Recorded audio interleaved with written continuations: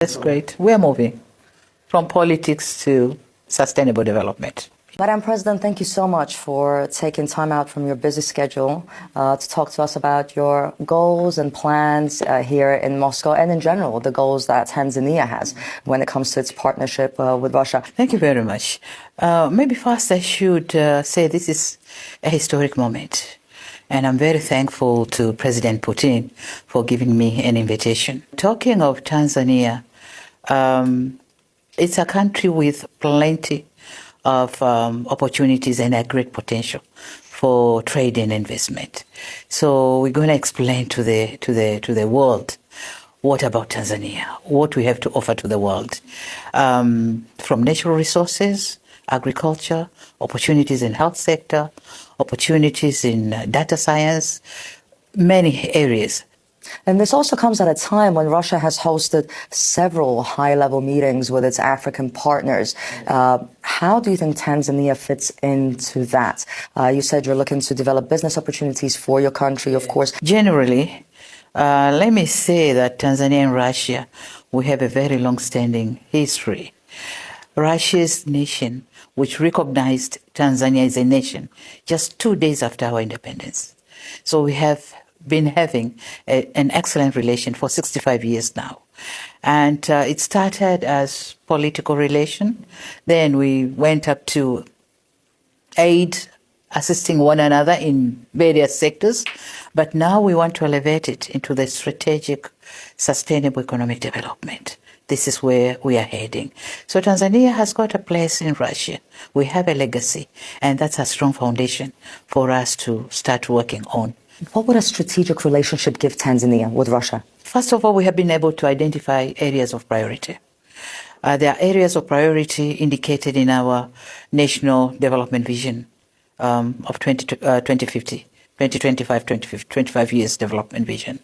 Fortunately, the same priorities in the development vision are found in the framework which Russia has developed, the working framework with Tanzania, which Russia has developed.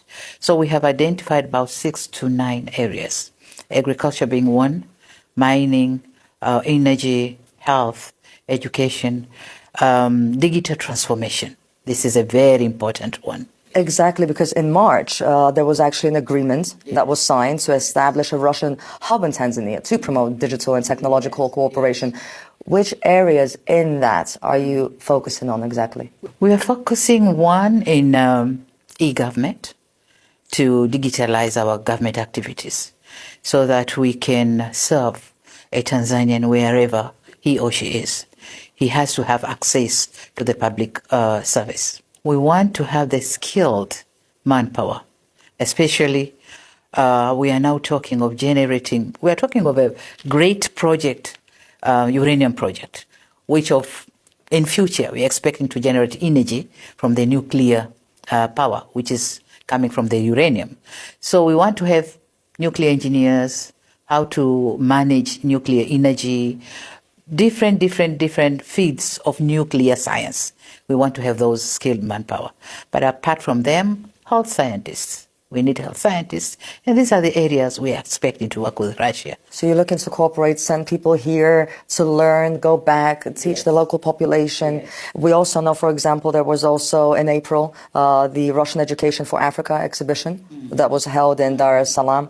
We're talking about educational cooperation as part of that. This is what you were talking about. Also, I know that there are workshops for journalists as well. So a lot of things that now we're seeing that Russia, for its part, is offering in Tanzania to build this relationship forward. Yeah, and that was a very successful exhibition.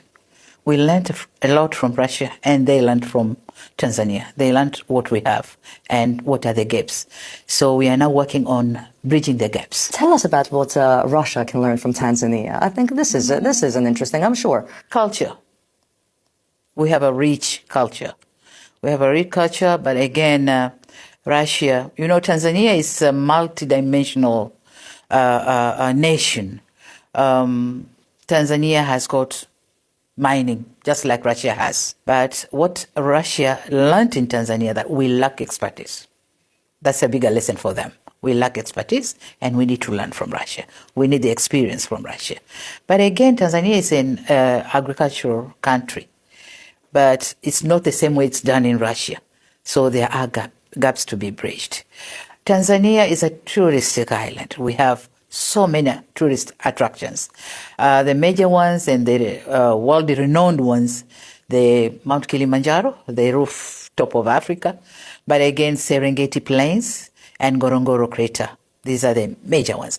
But we have the Zanzibar, the brand by itself. And this is where a lot of Russian tourists, they are going to Zanzibar, enjoy themselves in an icy white sand, white beaches, Zanzibar, you know. Well, it's romantic here. The way you said it's Zanzibar, it's romantic. Well, maybe more Russians will be going because they're planning to have direct flights. Direct flight, and starting in July.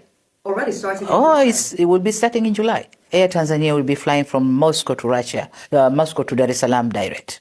So that's going to bring more tourists in Tanzania. More tourists, but again, people-to-people connection, but again, increase in trade and investment. Talking about trade, I know, for example, in 2025, trade between Russia and Tanzania grew by 20% by a quarter. And which areas do you see that might double by 2030 in the plans that you have ahead? First, agriculture. Well, yes. Yeah, because already we do have some cooperation with some companies from Russia in agriculture. They're producing banana over there. So there will be a great deal of export of banana, Tanzania to Russia. But we have identified other areas like cooking oil. That's another area where we are going to work together in agriculture. But there are some other areas which we will be working together. We have a project of, we call it food security. And food security is for crop production, but also livestock. And this is an area where we also can work together. Tanzania has got big land ranches for livestock, and we can work together with the Russian companies in that. How easy is the cooperation going? Working with the Russians is not very difficult. No, it's not. Yeah, we are getting well with them. What do you attribute that to? The historic partnership, friendship? Historic partnership, friendship. Russia has supported African liberation. So they have this African development at heart. And we know that Russia really means to support African continent in this development, in the new economic world order. Russia, has an intention to support Africa to develop in the new economic world order. We are seeing this new world economic order. As you said, we are seeing things shift, some naturally, some unnaturally, not organically. Tanzania is maintaining a relationship with China, with Russia, with the West. How are you managing to balance everything, all the different partnerships, and also perhaps how do you see Russia's approach? You know, Tanzania is following the non-alignment principles. So the enemy of our friend is not our enemy, and the friend of our enemy is not our friend or is not our enemy. So we have this non-alignment. In Tanzania, we are working with everybody. We do have the Chinese companies in there, around 1,200 plus. We have 420-something American companies. We do have European companies. We have Asian companies. Everybody's in Tanzania, and everybody is working in the sectors of their choice. So for us, it's not difficult to work with all of them. We have our own principles. We have our own laws to be followed. We have the policies. We are creating favorable business environment to everybody to be able to work with us in Tanzania. So Russia is not exceptional, but we can say that we have that legacy with Russia. 65 years of relationship, excellent relationship. So everybody has got its merits. And I think Tanzania, just like Russia, is of the view that you shouldn't mix politics with business, keep business different so that people don't suffer at the end of the day, which is what we see sometimes, be it from sanctions or other difficulties. Keep business separate. That's great. We're moving from politics to sustainable development.